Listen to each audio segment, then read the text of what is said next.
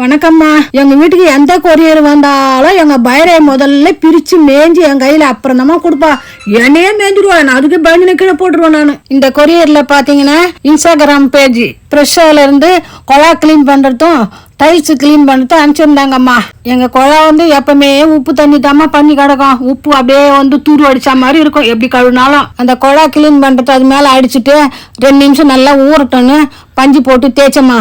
நல்லா பளபளன்னு ஆயிடுச்சுமா. அதே மாதிரி குளிக்கிற ரூம்ல இருந்தது வாஷ் பேசினு பாத்ரூம் குழா எல்லாத்தையும் போட்டு தேய்ச்சி நல்லா பளபளன்னு ஆயிடுச்சுமா. அதே மாதிரி குழா அடியில கூட இந்த டைல்ஸ் எல்லாம் நிறைய இருந்ததுமா.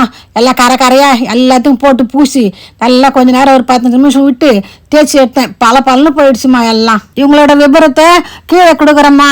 வேணுன்றவங்க வாங்கி நல்லா பயன்படுத்திக்கோங்கம்மா. உடம்பு இப்போ பரவாயில்லம்மா, நல்லா இருக்கம்மா. இன்னைக்கு என் வேலை இதாம்மா.